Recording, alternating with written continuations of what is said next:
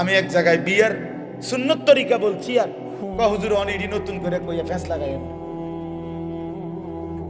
রাসূলুল্লাহ সাল্লাল্লাহু আলাইহি ওয়াসাল্লামের সুন্নাত বিবাহ কিভাবে হবে এটা আমি বলাতে বললো যে এটা ফেঁস লাগাই না, কথা কইেন না, যেমনি চলছে এমনি চলতে দেন। যে বেটা বলছে বেটার এখানে টাই পরা, স্যুট পরা, পরে আমি বললাম আঙ্কেল অবশ্যই আমি ফেঁস লাগানো ঠিক হবে না, এই জন্য আমি দয়া করে বিয়েটা পড়াইলাম না, আমনে মেহেরবানি করে বিয়েটা পড়ান। বাবুরে আমি দুগা ভাত খাইতাম আইছি, ভাত আল্লাহর রহমতে খাইছি, খানা শেষ হয়ে গেছে, আমি যাই। এইবার হুজুর আমরা কি আর ইডি ফারি? আমি এতক্ষণ পণ্ডিতি করলেন কেন বেটা ফাজিল?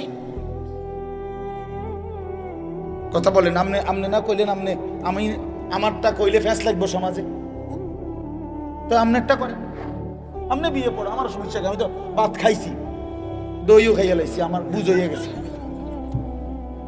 আমি যে খানার বুঝ পাইছি তো সারছে তো। হ্যাঁ, এই জন্য বাবা আমি হয়তো একটু শক্ত বলে ফেললাম আর কি, কিন্তু মনে কষ্ট নিয়েন না, আপনি বরঞ্চ ভাবতে শিখেন, বিষয়টাকে পজিটিভ দেখেন, ইতিবাচক দেখেন যে আহা আসলে তাহলে আমার কি করা উচিত, ঠিক কিনা বলেন না? 5 শতক জমি কমে গেলে জিফুত মরতো না, আখেরাত বাইচা যাবে। 10 শতক জমি কম পাইলে সন্তান মরবে না। আমরা 5 ভাইয়ের জন্য আমার বাবা কোনো ঘর করে দিয়ে যায় নাই। 2008 সালে আমার আব্বা ইন্তেকাল করছে, 2009 সালে না 2015 সালে, 2015 সালে, আর এখন 2024, 9 বছর।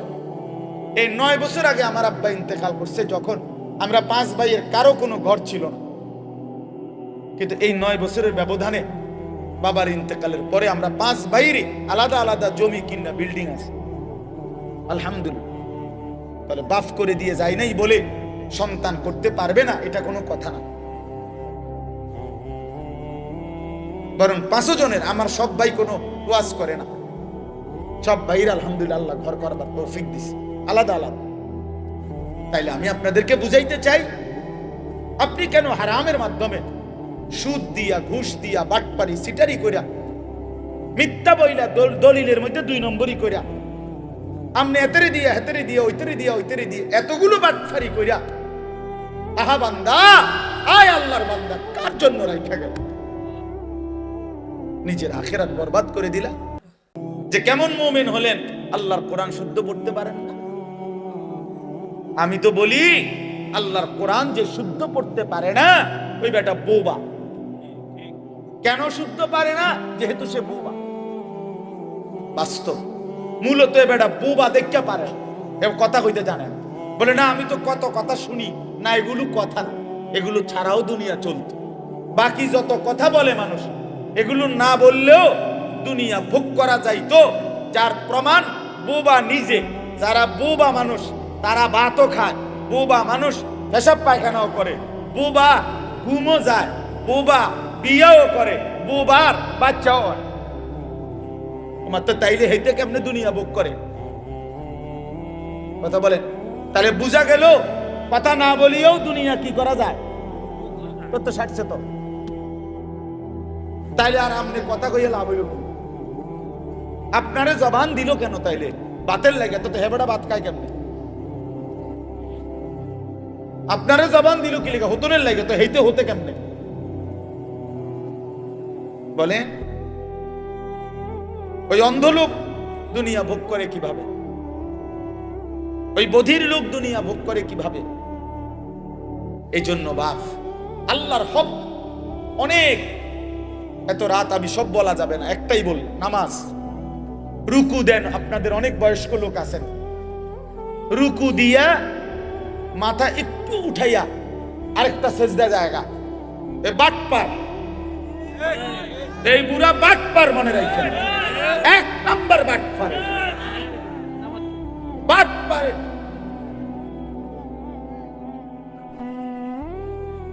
সোজা বাটপারে সাধুয়ানে আপনার কুদুনে ঠেলা কথা কম যায় না, কারণ এনাই আপনার কুয়ানি ধরে মসজিদ আইয়া সাধু কানে আমরা কুইতে ওঠে, লাফাইয়া ওঠে। আরো 10 জনে থামাই তারে না বুড়ারে। আও আল্লাহর দোয়ায় আপনি কত থামেন? আরে রাত বেড়া উড়ে এলাম বেড়া, এত উড়ে এলাইবে দোয়ানদারে, এতে টাকা পায়, এত উড়ে এলাই দোয়ান চালাক। ইসলামিক চা দোকানে গিয়ে ওইখানে মাতবুরি দেখায়, নামাজের বেলায় আসা সেজদে একটা দিয়ে একটু মাথা উড়ে আরটা দিয়ে লাগে, একদম জাঁতা দিয়ে ধরা দরকার, একদম সাপ দিয়ে, যে মাথায় আর উড়াইও না। মাথা যখন উড়াইতে কষ্ট হয়, মাথায় আর উড়াইও। এটা কি ধরনের নাম বলেন? এটা নামাজ হইল? এটা তাফসীর। তাফসীরে আমি নিজে পড়ছি বাবা, আমি তো শক্ত বলি, বুঝার জন্য বলি। হযরত ওমর রাদিয়াল্লাহু তাআলা আনহু তাফসীরে মাআরিফুল কোরআনে আছে, আপনি এখন গিয়ে দেখেন। হযরত ওমর রাদিয়াল্লাহু তাআলা আনহু একদিন দেখছেন এক ব্যক্তিকে, সে রুকু এবং সেজদার মধ্যে ত্রুটি করছে। এর সাথে সাথে তাকে বললেন, লাকাদ তাফাফতা, হে আল্লাহর বান্দা, তুমি তাতফিফ করলা নামাজে। ওই যে এ ওয়াইলুল লিল মুতাফফিফিন, কমতি করলা আল্লাহর হক আদায়ে, তোমার জন্য জাহান্নাম। তোমার জন্য কি? ইসলাম মস্কারি না। আপনারা অনেক মানুষ মনে করেন আও আল্লাহ ভরসা, মাইত না চাই, যত কয় এত না, যত কয় এত না। কইতে লাগলে কদ্দুর বাড়াইও কয় হুজুররা। আচ্ছা বাড়াইয়ে কইলাম, ধরেন মনে করেন আমি যে দূর বাড়াইয়া কইছি তার অর্ধেক, অর্ধেক ফিডা লইতে পারবেন তো? কথা কয় না, বুঝেন নাই? মনে যে তো কই এত না, ঠিক আছে, আচ্ছা অর্ধেক, তো অর্ধেক ফিডা লইতে পারবেন তো? তাইলে তো বলেন না অর্ধেক লইতে পারবো নিজে গান, তো যত কয় অত না। মানে বাস্তবিক কথা এটাই ঠিক। হুজুররা যত কয় অত না, মানে হলো আল্লাহর কসম, আসলেই এটাই কথা। আমরা যত বলি তত না, বরং তার চাইতে কোটি গুণ বেশি। জাহান্নামের বর্ণনা কোনো আলেম পুরা দিতে পারবে না, জান্নাতের পুরা বর্ণনা কেউ দিতে পারবে না, বরং তার চাইতে কি বেশি, অনেক বেশি। যত কয় তত না, মানে এটা এদিক দিয়া না হেদিক দিয়া, এটার অর্থ। আপনি হাদিস শুনেন, একটা হাদিস শুনাই। আল্লাহর নবী সাল্লাল্লাহু আলাইহি সাল্লাম বলছেন, কোরআন শরীফের একটা আয়াত আছে, ওয়া আম্মা মান খাফফাত মাওয়াজিনুহু ফাউম্মুহু হাওিয়া ওয়া মা আদরাকা মা হিয়া নারুন হামিয়া। আল্লাহ বলছে, যার হাসরের ময়দানে মিজানের পাল্লায় গুনাহ ভারী হবে, নেকি হালকা হবে, তার ঠিকানা হবে হাবিয়া নামক জাহান্নাম। জাহান্নামের মধ্যে 7টার মধ্যে একটার নাম হাবিয়া, হাবিয়া জাহান্নাম। তো আল্লাহ নবীজিকে নিজে বলতেছে, ওমা আদরাকা মা হিয়া, বন্ধু আপনি জানেন এই হাবিয়া জাহান্নামটা কেমন? তো আল্লাহ তাআলা নিজেই বলতেছেন, নারুন হামিয়া, সবচেয়ে গরম উত্তপ্ত জাহান্নাম। এবার উত্তাপটা কেমন নবীজি এবার ব্যাখ্যা দিচ্ছে, এটা তাফসীরের মধ্যে আছে। নবীজি বললেন এই আয়াতের ব্যাখ্যায় জাহান্নামের তাপটা কেমন। তো নবী সাল্লাল্লাহু আলাইহি সাল্লাম বলেন, নারুকুম হাদিহি জুজউম মিন 70 জুজআম মিন নারি জাহান্নাম। হায় আল্লাহ, নবী সাল্লাল্লাহু আলাইহি সাল্লাম বলেন, উম্মত তোমাদের দুনিয়ার আগুন জাহান্নামের আগুনের আল্লাহর কসম বাবা 70 ভাগের 1 ভাগ। এর চাইতে আরো 69 গুণ বেশি গরম জাহান্নামের আগুন। জাহান্নামের আগুন বুঝছেন নি আমার কথাটা? দুনিয়ার আগুন জাহান্নামের আগুনের কয় ভাগের কয় ভাগ? 70 ভাগের 1 ভাগ। এর চাইতে 69 গুণ বেশি আরো জাহান্নামের আগুন। এরপরে শুনেন না, শুনতেছেন?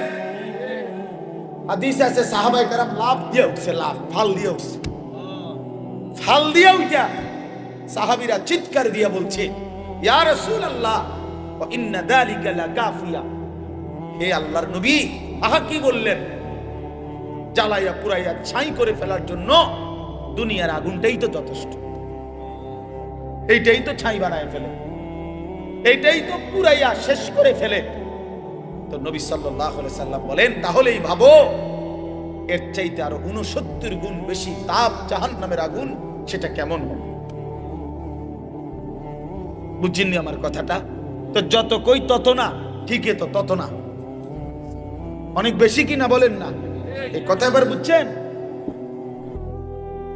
আল্লাহ তাআলা বলছেন, আমার বান্দার জন্য আমি যে জান্নাত বানাইছি, মালা আইনুন রাআত, এত সুন্দর কোন চোখ দেখে নাই, ওয়ালা উযুনুন সামিআত, এত সুন্দর কোন কান শুনে নাই, ওয়ালা খাতারা আলা কলবি বাশার, কোন অন্তর জান্নাতের বিস্তৃত সৌন্দর্য কল্পনাও করে না। তো ঠিকই তো, যত কই তত না, পুরোটা আমি করতে কম, আমার তো আন্দাজে নাই, বুঝেন নাই কথা, আমি পুরোটা বলবো কেমনে? তাহলে জান্নাতের বর্ণনাও আমরা যত কই তত না, তার চাইতে বেশি, জাহান্নামের বর্ণনাও আমরা যত কই তত না, বরং তার চাইতে বেশি। খামখেয়ালি করেন না, খামখেয়ালি মনে করেন। হাসরের ময়দান মামুর বাড়ি না, হাসরের ময়দান নানার বাড়ি না, চাঁদওয়ানের পণ্ডিতি না, গ্রামের মাতবরিরা হেতেরে হেতেরে ঠেলাঠেলি করা না। হ্যাঁ, আখিরাত হিসাবের ময়দান, হিসাবের ময়দান। দয়া করে অনুরোধ করলাম, দয়া করে অনুরোধ করলাম, আমার চিন্তা আপনি করেন না, আপনি চিন্তা করেন না, নিজের ফিকির করেন, নিজের ফিকির করেন। কোন আলেমের পিছনে সারাদিন পেরেশানিত পড়েন না। যাকে আল্লাহ ইলম দিছে, তাকে আল্লাহ তাআলা দয়া করছে, নিজের ফিকির বানান। আহা আমার কি হবে, আমার কি, আমার কি হবে। কোরআন শরীফে আছে, তাফসিরে শুনেন মিয়া, আল্লাহ তাআলা যেদিন এই আয়াত নাজিল করছে জাহান্নামের কথা বলতে গিয়ে, আল্লাহ তাআলা বলছে, আচ্ছা এগুলা কি বাচ্চা, এগুলা আমি বুঝলাম না, এই অপদার্থ এগুলা করতে গাইলে বুঝের কোন ছেলে নাই যে এই বাচ্চাগুলো থামানো যায়? আহা, মানে ওই খিচুড়ি খাওয়াইবো, খিচুড়ি খাওয়াইবো না, এই কিছু একটা খাওয়াইবো, এই জন্য এই কাজ। এই রাতের 3টাও যদি বাজে, ভিতরেও বসবে না, কথাও শুনবে না, বাইতো যাইতো না। আফসোসের ব্যাপার। আরে ভাই, তো আল্লাহর দেওয়া মেহমানদারি, কিছু হলে তো হলোই, তাই বলে কি চিৎকার চেঁচামেচির কি অর্থ আছে?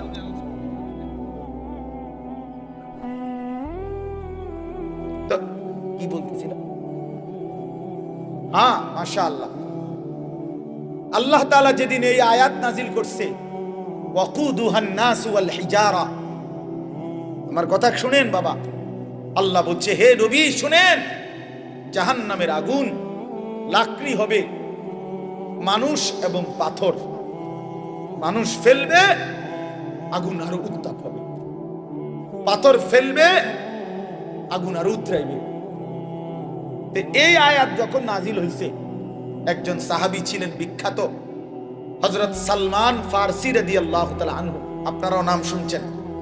এই সাহাবী এই কথা শুনে একটা চিৎকার দিয়া কাঁদতে কাঁদতে বাড়ির থেকে দূরে একটা পাহাড়ের উঁচু জায়গা এক কোণায় 3 দিন একটানা শুধু নামাজ আদায় করছে, আর বাকিটা টাইম চোখের পানি ফেলে শুধু কাঁদছে, আর এই এক বাক্য বারবার বলছে, হায় জাহান্নামের আগুনের লাকড়ি হবে মানুষ, আমি যদি হই সেটা আমার কি হবে। 3 দিন পরে নবী সাল্লাল্লাহু আলাইহি সাল্লাম সাহাবীদেরকে জিজ্ঞেস করছে, সাহাবীরা আমার সালমান কোথায়, তাকে তো দেখছি না। সাহাবীরা খুঁজতে খুঁজতে তালাশ করে ওই পাহাড়ের উঁচু জায়গা থেকে উনারে ধরে আনছে, আইনা নবীজির সামনে আইনা বলছি, ইয়া রাসূলুল্লাহ, সালমান তো সেখানে বসে কাঁদতেই আছে আর বলতেছে, হায় জাহান্নামের আগুনের লাকড়ি হবে মানুষ, আমি যদি হই আমার কি হবে।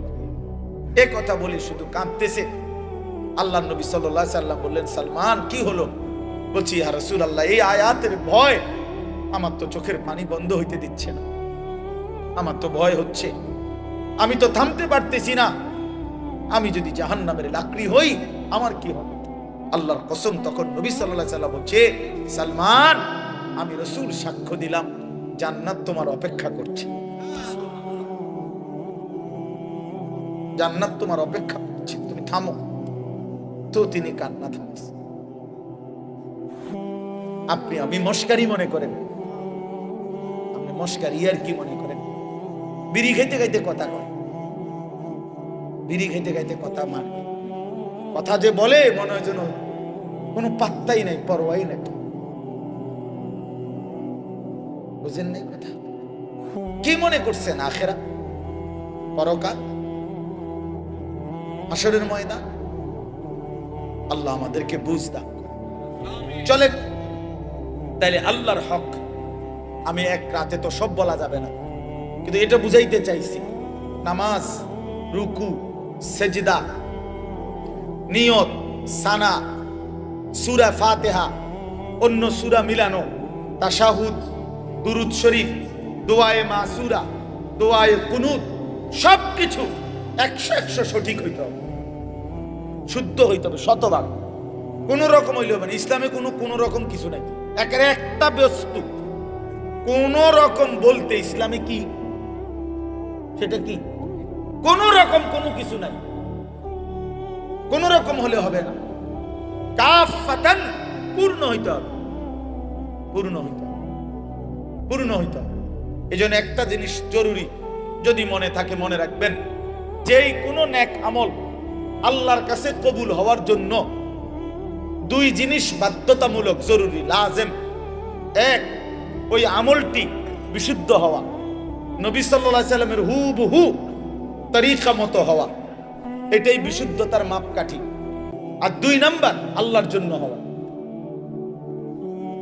প্রথম হলো নবী সাল্লাল্লাহু আলাইহি সাল্লামের শতভাগ তরিকা মতো হওয়া, 2 নাম্বার আল্লাহর জন্য হওয়া। তাহলে সেটা আসমানে পৌঁছবে, আল্লাহর কাছে কবুল হবে। এজন্য নামাজ তো পড়লেন আল্লাহর জন্যই, কিন্তু পড়লেন তো ভুল, অশুদ্ধ, তো হবে না, লাভ হবে না। পড়লেন তো শুদ্ধ, কিন্তু মানুষের দেখানোর লাগিয়া, আল্লাহর জন্য না, তাইলেও হবে না। দুইটা একসাথে হইতে হবে, বিশুদ্ধ হওয়া, আল্লাহর জন্য হওয়া। কোন কি কইছি? কোন আল্লাহর জন্য বিশুদ্ধ হওয়া, আল্লাহর জন্য। বিশুদ্ধ হবে কিভাবে? রাসূলুল্লাহ সাল্লাল্লাহু আলাইহি সাল্লামের হুবহু তরিকা, তরিকা। এই জন্য আপনাদের কাছে অনুরোধ, এই আয়াত সূরা থেকে আমি বললাম তাতফিফ, এটা গুরুত্বপূর্ণ বিষয়। ইমাম মালিক রাহমাতুল্লাহ আলাইহি বলছেন, লিকুল্লি শাইইন ওয়াফাউন ওয়া তাতফিফুন, প্রত্যেক বিষয়ের একটা আছে পূর্ণ আর একটা আছে ঘাটতি, কমতি। ইসলামের মধ্যে কোনো আমল যেন ঘাটতি না, পূর্ণ হইতে হবে, পূর্ণ হইতে হবে। আল্লাহ আমাদেরকে তৌফিক দান করেন। দ্বিতীয় কথা হইল, বান্দার হক, এটার মধ্যেও কমতি না করা, ঘাটতি না করা। এখানে আমি শুধু একটা উদাহরণ বলি, সেটা হলো আপনজনের হক, আপনজনের হক বঞ্চিত না করা, ঘাটতি না করা। তাইলে ওই লোক জালেম, ওই লোকের জন্য জাহান্নাম। যারা আপন বোনের সম্পদ দেন নাই, আপনার জন্য জাহান্নাম।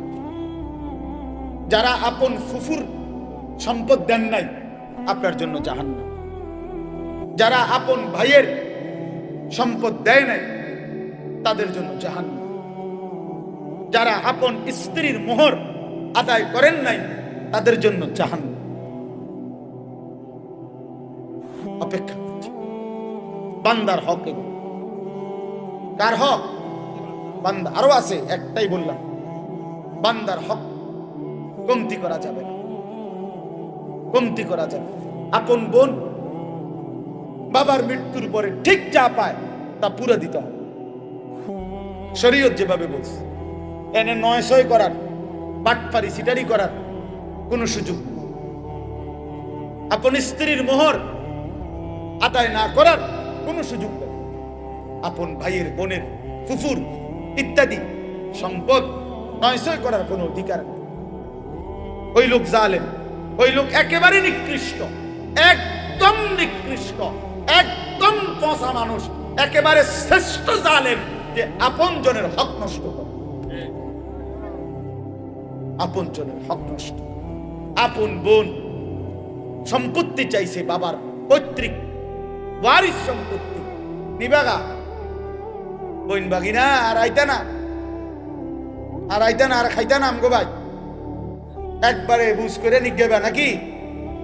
সারা জীবন বড় করলাম, ভাই হিসাবে আদর করলাম, বিয়ে শাদী দিলাম, অনার ভাই ছিল না, জালেম। এই টাকায় কি কইল এটা? বোনের ব্যাপার বল, তুমি বেটা ডাকাত, তুমি এটা কি বললা?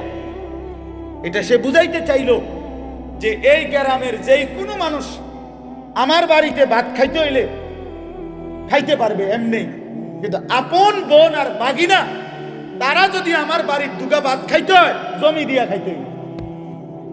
কথা বোঝেন নাই? জমি নিতে না তোমরা, তোমরা না আইবা পরে ভাত খাইবা। কত বড় নিকৃষ্ট জালেম বেটা! তোর গ্রামের কত মানুষ তোর ঘরে খায়, ওই তারা তোরে জমি দিয়া খাইছে, তো তুমি আপন বোনের বেলায় এটা কইলা কেন? আপন বোনের বেলায় এটা বললা কেন? আপন বোনের হক দিলা না কেন? কার জন্য আটকাইলা? ওই ছেলে মেয়ের জন্য? ওরা তোমারে মনে রাখবে? এই সম্পত্তি তোমার থাকবে? তো কি বাবা, কি ফায়দা হইল বলেন? বলেন, এক বিগত জায়গা ছেড়ে দিলে আপন ভাইয়ের বাড়ির রাস্তাটা হয়ে যায় না? দিত না? এই গাছ কান কাটতে লাইলে এনদের রাস্তাটা আইসা পড়ে না? দিত না? কেন? অসুবিধা কি? মনে করেন আমনে রে, সে তো আমার ভাই, আল্লাহর জন্য দুনিয়া একটু ছেড়ে দিলে কি হয়? দুনিয়া এমনি ছাড়তে হবে না? কথা বলেন না কেন? আপনিও থাকবেন না, দুনিয়াও থাকবে না। এটা সত্য কিনা বলেন? একদিন আমিও থাকবো না, একদিন এই পৃথিবীও থাকবে না। কাল্লা ইদা দুক্কাতিল আরদু দাক্কান দাক্কা, আল্লাহ বলে সাবধান বান্দা, মনে রেখো আমি কিন্তু এই জমিন পাথরের মতো চূর্ণ বিচূর্ণ করে ফেলব, পাউডার বানায় ফেলব। তো কেন তুমি এই কামরা কামড়িটা করলা? কেন হক দিলা না? কেন আপনি ক্ষমতা দেখাইলেন? দলিলের মার ফেস আপনি বুঝেন, অথবা টেয়া দিয়া পয়সা দিয়া পদ্মার মাতব্বরের কইয়া বাটপারি করে আপনি নিয়ে নিলেন আর এই 2 শতক। তো কি বেশি কি নিলেন? 2 শতকের জন্য অনন্তকালের আখেরাত বরবাদ করে দিলেন।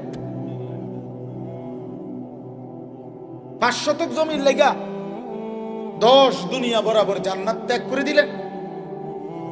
আস্তাগফিরুল্লাহ! কি করলেন? কি করলেন? এই জন্য বাবা, কোনোভাবে আপন জনের হক, এটা বান্দার হক।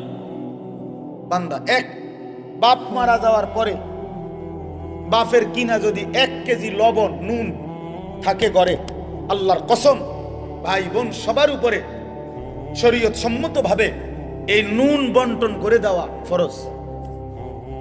এটাই শরীয়ত। নুন নুন, জি জি, লবণ।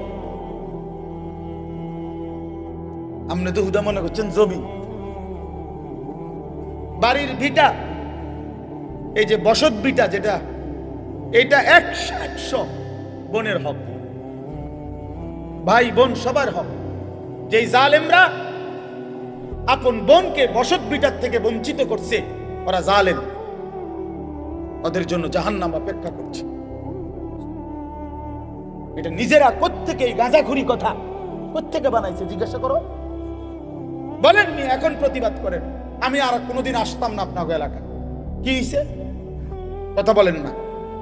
আর কোনোদিন নারে আসলাম না। আর আপনি বাঁচবেন কয়দিন, আমি আর বাঁচবো কয়দিন? বলেন বাবা, আপনি বাঁচবেন কয়দিন, আমি বাঁচবো কয়দিন? কে বানায় নিল এই কথা? যে আপন বসত বিটায় বোনেরা পায় না, এত বড় মিথ্যা কথা, গাঁজাখুরি কথা আসমানের নিচে জমিনের উপরে পৃথিবীর কোনো কিতাবে নাই। এই সমাজের বানানো কথা এটা। আমি আমার বোনের সম্পত্তি যখন দিছি, এই বসতের কসম আল্লাহ, আমার বোন অবাক, তিন বোন বোনেরা আমার বড় বোন কিতারে কস ভাই, এ কথাতে জীবনে প্রথম শুনলাম। আমি বলি 100 বোন, বাবার এই পৈতৃক যে ভিটা, এখান থেকে আপনারা আপনাদের অংশ নিয়ে যান। আপনি যদি বিশ্বাস না হয়, কারো দরকার আমার বোনের নাম্বার দিই, কালকে ফোন দিই। হ্যাঁ চলেন। খামখেয়ালি মনে করছেন দুনিয়া? আপনিও মরে যাবেন, আমিও মরে যাব, দুনিয়াও থাকবে না, আমিও থাকবো না। হিসাব দিতে হবে না? কথা বলেন না কেন? তো কি মনে করছেন আখেরাত? ১৬ লক্ষ আম্বিয়া যে আখেরাতের হাসরের ময়দানের ভয়ে কাঁদছে মিয়া, সেই মাঠের নাম হাসরের মাঠ। ১৬ লক্ষ নবী, আদম থেকে রাসূল সাল্লাল্লাহু আলাইহি সাল্লাম পর্যন্ত হাসরের মাঠের ভয়ে কাঁদছে।